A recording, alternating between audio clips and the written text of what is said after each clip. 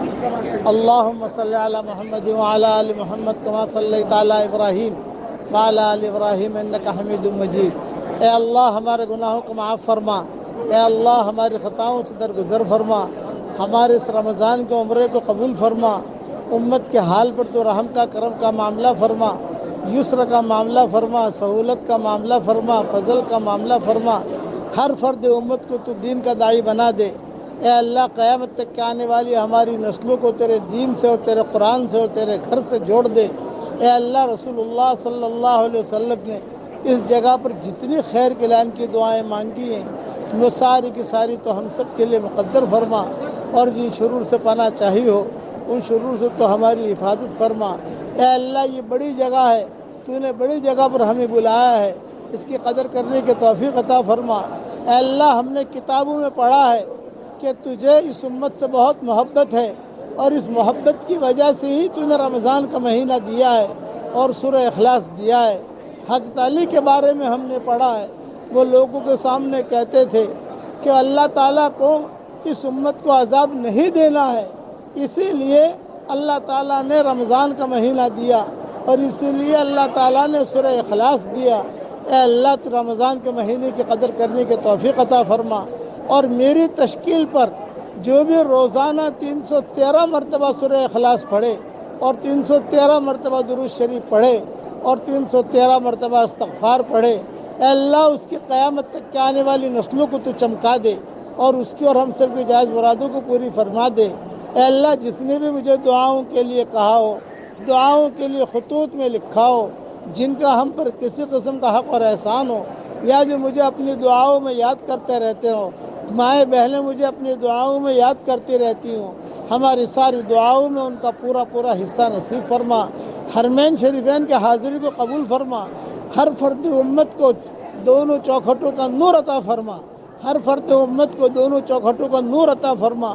اے اللہ جو یہاں آئے ان کے آنے کو قبول فرما، اور جو نہ آ سکے ان کے وہاں رہنے کو قبول فرما، اور سب کو یہاں آنے کی تو توفیق عطا فرما۔ اے اللہ یہ بہت بڑی جگہ ہے، یہاں فرشتوں نے دعائیں مانگی ہیں، یہاں جناتوں نے دعائیں مانگی ہیں، یہاں صحابہ نے دعائیں مانگی ہیں، یہاں تابعین نے دعائیں مانگی ہیں، یہاں سلف صالحین نے دعائیں مانگی ہیں، یہاں سلف صالحات نے دعائیں مانگی ہیں۔ اے اللہ ان دعاؤں کو تو ہم سب کے لیے قبول فرما۔ سب سے بڑی چیز کہ رسول اللہ صلی اللہ علیہ وسلم نے بہت دعائیں مانگی اس امت کے لیے۔ اے اللہ یہ امت پریشان ہے، اس امت کی شام کو صبح سے بدل دے، اس امت کی شام کو صبح سے بدل دے۔ بھٹکے ہوئے آہو کو پھر سوئے حرم لے چل، اس بھٹکی ہوئی امت کو پھر مسجد والا بنا، پھر اعمال والا بنا، پھر اخلاق والا بنا۔ ہمارے اسباق کو تو قبول فرما، اور جو ہمارے اسباق کو آگے بھیجتے رہتے ہیں، سنتے رہتے ہیں یا نہیں سنتے، تو سب کو تو قبول فرما۔ اے اللہ حضرت محمد صلی اللہ علیہ وسلم کو اس امت سے محبت تھی، اس محبت کا وسیلے سے آپ سے درخواست کرتے ہیں، مروہ پہاڑی کے اوپر رمضان کے مہینے میں عمرے سے فارغ ہو کر اے اللہ تو ایک ایک فرد امت کے چمن کو آباد فرما دے، ایک ایک فرد امت کے چمن کو آباد فرما۔ جن کے لڑکے اور لڑکیاں شادی کے لائق ہوں، غیر شادی شدہ ہوں، بہترین جوڑوں کا ان کے لیے انتظام فرما۔ جو بے اولاد ہوں نیک صالح اولاد انہیں نصیب فرما۔ جن کے اولاد تو مگر نافرمان ہیں، ان کی نافرمان اولاد کو تو فرما بردار بنا دے۔ اے اللہ جس کی میری دعا جہاں جہاں پہنچے دنیا میں، جس کے دل میں جو جائز مرادیں ہوں، عافیت سے ان سب کی جائز مرادوں کو پوری فرما کر اس میں خیر کی شکلیں اور صورتیں پیدا فرما۔ اور اے اللہ اپنے فضل و کرم سے ہماری ساری دعاؤں کو قبول فرما۔ ہمارے ماں باپ کی مغفرت فرما، ہمارے ماں باپ کی مغفرت فرما، ہمارے ماں باپ کی مغفرت فرما، ان کی ہڈی ہڈی کو جنت نصیب فرما۔ اے اللہ جن کے ماں باپ حیات ہیں ان کی قدر کرنے کی توفیق عطا فرما۔ میری دعا پر جہاں آمین کہی جائے اس کا بھی بھلا کر دے، اور جہاں یہ آمین نہ کہی جائے تو اس کا بھی بھلا کر دے۔ تیری مخلوق میں سے جو پریشان حال ہو اس کی پریشانیوں کو دور فرما۔ اگر سانپ بھی پریشان ہو، بیمار ہو تو اس کو بھی شفا عطا فرما۔ جنات پریشان ہو تو ان کی پریشانی دور فرما۔ جنگلوں میں چونٹیاں پریشان ہو تو ان کی پریشانیوں کو دور فرما۔ تیری مخلوق ہے، تیرے نبی نے کہا ہے الخلق عیال اللہ، ساری مخلوق اللہ کا کنبہ ہے، तेरे कुंबे की तू हिफाजत फरमा, हमें ज़ुहद का लिबास पहना दे, तक़वे का लिबास पहना दे, हमारे बिरादरान वतन की हिदायत के फ़ैसले फरमा, बिरादरान वतन के हिदायत के फ़ैसले फरमा। जिस करम से आपने हमें यहाँ जमा किया है, रमज़ान के महीने में जमा किया है, मरवा पहाड़ी पर जमा किया है, उसी करम से जन्नतुल फिरदौस में तेरे नबी के पड़ोस में तो हम सबको जमा फरमा दे। ए वो पाकज़ात, हमारी आंखें तुझे नहीं देख सकती, लेकिन तेरी आंख हमें देखती है। अगर हम तुझे देख लेते, जब तक तू खुश न होता हम तुझे हरगिज़ न छोड़ते। ए वो पाकज़ात, रात का अंधेरा भी तेरी तस्बीह बयान करता है, दिन का उजाला भी तेरी तस्बीह बयान करता है, चींटियाँ भी तेरी तस्बीह बयान करती है और हम भी तेरी तस्बीह बयान करते हैं। ए अल्लाह, इस तस्बीह बयान करने को तो कबूल फरमा। सुबहान अल्लाह व बिहम्दी आदद खल्क़ी व रिदा नफ्सी व ज़िनत अर्शी व मिदाद कलिमाती। जितने उम्रा करने वाले उम्रा कर रहे हैं, इन सब के उम्रे को तो कबूल फरमा। ए अल्लाह, जेलों में हमारे भाई महबूस हैं, उनके रिहाई के फैसले फरमा। ए अल्लाह, जितने मुसाफिर सफ़र कर रहे हैं उन सब के सफ़रों को तो आसान फरमा, और जो भी परेशान हाल हो तेरे अलावा वो कहना नहीं चाहते, उन सब की परेशानियों को दूर फरमा। जो मांगा वो अता फरमा, मांगने से रह गया वो अता फरमा। हमें मांगना नहीं आता, मगर तुझे देना तो आता है। अपने कर्म से तो हमारी झोलियों को हिदायत से भर दे और हमारे चमन को आबाद फरमा, हमारे दीन के चमन को आबाद फरमा, हमारे दुनिया के चमन को आबाद फरमा, और बगैर हिसाब किताब के जन्नतुल फिरदौस में दाखिला मुक़द्दर फरमा, और अपने फضل करम से हमारी दुआओं को कबूल फरमा। इन्नल्लाह व मलाइकतहु युसल्लूना अलन नबी या अय्युहल्लज़ीना आमनू सल्लु अलैहि व सल्लिमू तस्लीमा। अल्लाहुम्मा सल्लि व सल्लिम अला अब्दिका व रसूलिका मुहम्मद व अला आलिहि व सहबिहि अजमईन।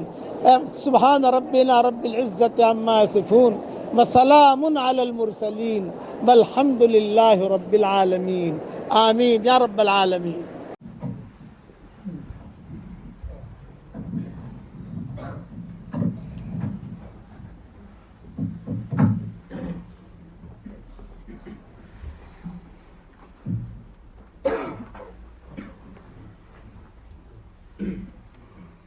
अल्लाहु अकबर।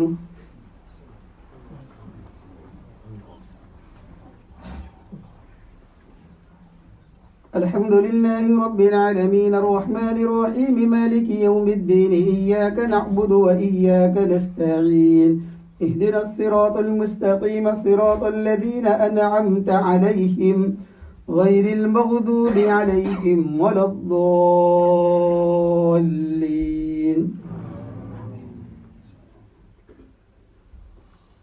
इन्नल्लज़ीना यकफ़ुरूना बिआयातिल्लाहि व यक़्तुलूना अन्नबिय्यीना बिग़ैरि हक़्क़ व यक़्तुलूना अल्लज़ीना यअमुरूना बिल्क़िस्ति मिनन्नास फबश्शिरहुम बिअज़ाबिन अलीम।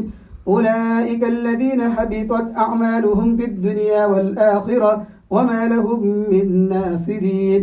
अलम तर इलल्लज़ीना ऊतू नसीबन मिनल किताबि युदअूना इला किताबिल्लाहि लियहकुम बैनहुम थुम्मा यतवल्ला फरीक़ुम मिनहुम वहुम मुअरिदून। ذلك بأنهم قالوا لن تمسنا النار إلا أياما معدودات وغرهم في دينهم ما كانوا يفترون. فكيف إذا جمعناهم ليوم لا ريب فيه ووفيت كل نفس ما كسبت وهم لا يظلمون. قل اللهم مالك الملك تؤتي الملك من تشاء وتنزع الملك ممن تشاء وتعز من تشاء وتذل من تشاء بيدك الخير إنك على كل شيء قدير. تولج الليل في النهار وتولج النهار في الليل وتخرج الحي من الميت وتخرج الميت من الحي وترزق من تشاء بغير حساب. لا يتخذ المؤمنون الكافرين أولياء من دون المؤمنين ومن يفعل ذلك فليس من الله في شيء إلا أن تتقوا منهم تقى ويحذركم الله نفسه وإلى الله المصير. قل إن تخفوا ما في صدوركم أو تبدوه يعلمه الله ويعلم ما في السماوات وما في الأرض والله على كل شيء قدير يوم تجد كل نفس ما عملت من خير محضرا وما عملت من سوء تود لو أن بينها وبينه أمدا بعيدا ويحذركم الله نفسه والله رؤوف بالعباد. الله أكبر.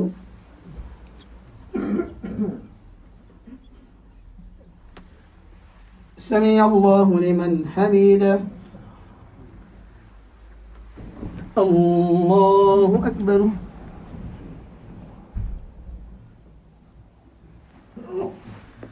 الله أكبر.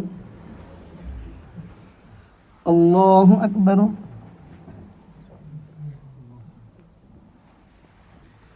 الله أكبر. الحمد لله رب العالمين الرحمن الرحيم مالك يوم الدين إياك نعبد وإياك نستعين اهدنا الصراط المستقيم صراط الذين أنعمت عليهم غير المغضوب عليهم ولا الضالين.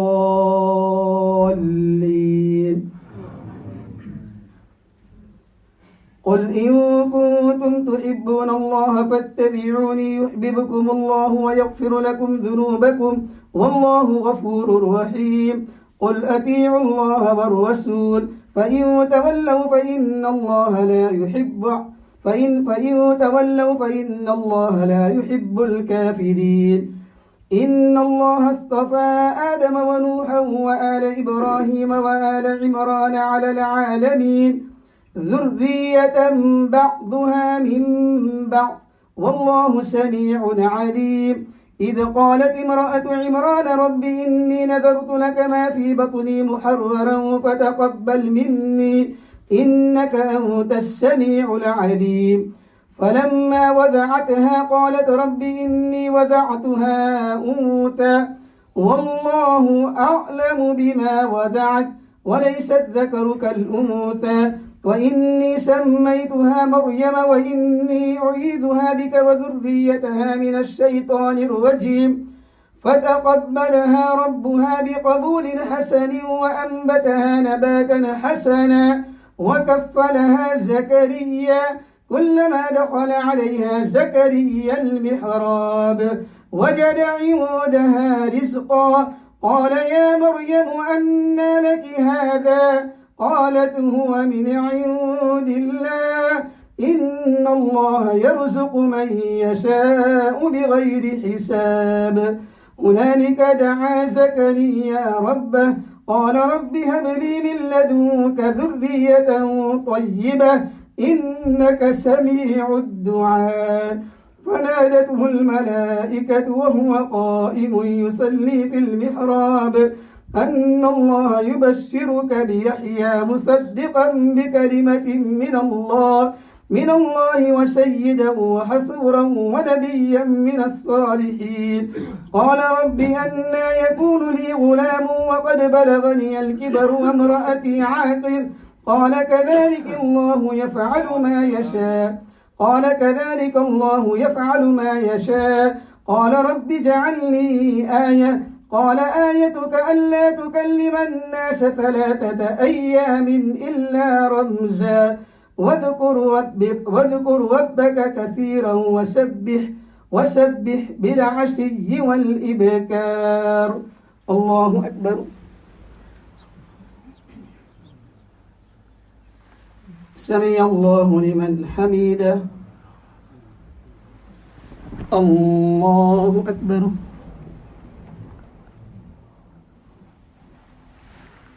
الله أكبر. الله أكبر.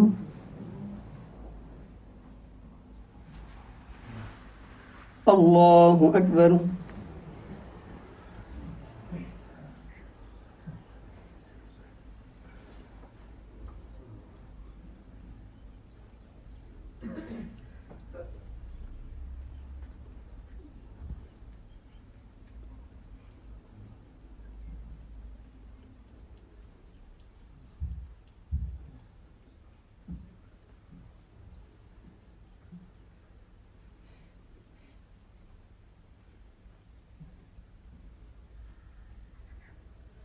السلام عليكم ورحمة الله. السلام عليكم ورحمة الله.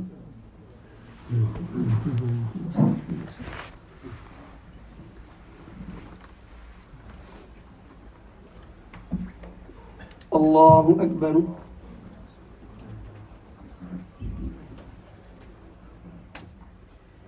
الحمد لله رب العالمين الرحمن الرحيم مالك يوم الدين إياك نعبد وإياك نستعين اهدنا الصراط المستقيم صراط الذين أنعمت عليهم غير المغضوب عليهم ولا الضالين.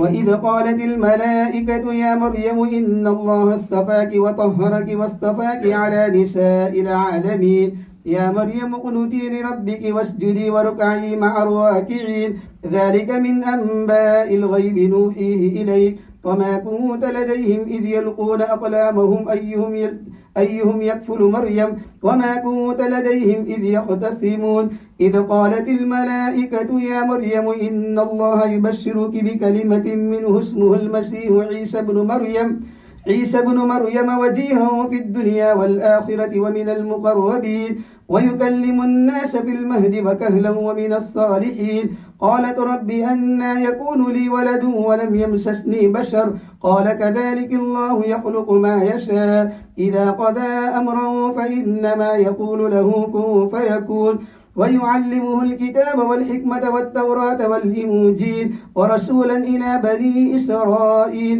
أني قد جئتكم بآية من ربكم أني أخلق لكم من الطين كهيئة الطير بإذني فتنفخ فيه فتكون طيرا بإذن الله وأبرئ الأكمه والأبرص وأحيي الموتى بإذن الله وأنبئكم بما تأكلون وما تدخرون في بيوتكم إن في ذلك لآية لكم إن كنتم مؤمنين ومصدقا لما بين يدي من التوراة ولأحل لكم بعد الذي حرم عليكم وجئتكم بآية من ربكم فاتقوا الله وأطيعون إن الله ربي وربكم فاعبدوا هذا صراط مستقيم. الله أكبر. سمع الله لمن حمده. الله أكبر. الله أكبر. الله أكبر. الله أكبر. الحمد لله رب العالمين الرحمن الرحيم مالك يوم الدين إياك نعبد وإياك نستعين اهدنا الصراط المستقيم صراط الذين أنعمت عليهم غير المغضوب عليهم ولا الضالين. إن الله ربي وربكم فاعبدوا هذا صراط مستقيم. فلما أحس عيسى منهم الكفر قال من أنصاري إلى الله قال الحواريون نحن أنصار الله آمنا بالله واشهد بأننا مسلمون ربنا آمنا بما أنزلت واتبعنا الرسول فاكتبنا مع الشاهدين ومكروا ومكر الله والله خير الماكرين. الله أكبر. سمع الله لمن حمده. الله أكبر. الله أكبر. الله أكبر.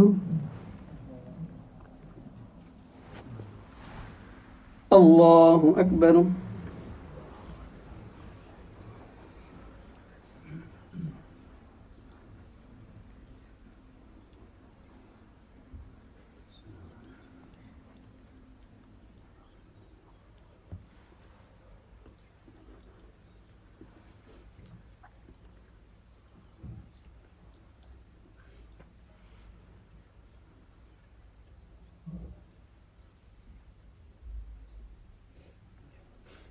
السلام عليكم ورحمة الله.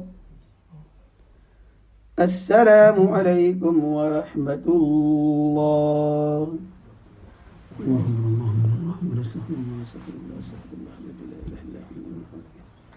سبحان الله.